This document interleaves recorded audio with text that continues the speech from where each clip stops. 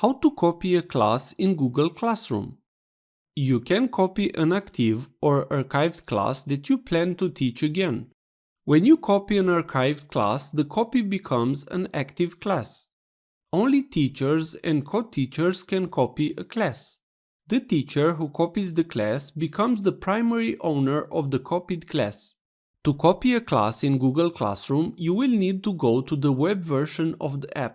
So let's open Google Chrome. On the address bar, write classroom.google.com. Please be sure to be logged in with your account on the web version of the Google Classroom. If a class is archived, go to the Classroom folder. On the main page, you will see the classes you are added. If you are the owner of a class or a teacher, you will be able to create a copy of it.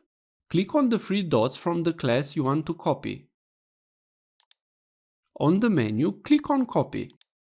You will be able now to change the class name, section, subject, and room. Class information, classwork, and your grading system will be copied to the new class. Items specified to the original class, such as announcements, don't copy. In the new class, the copied assignments and questions save as draft. Click on Copy. Now the class has been copied and you can start working on this new class. If this was useful, please like, share, and subscribe. You can also watch more videos from the right.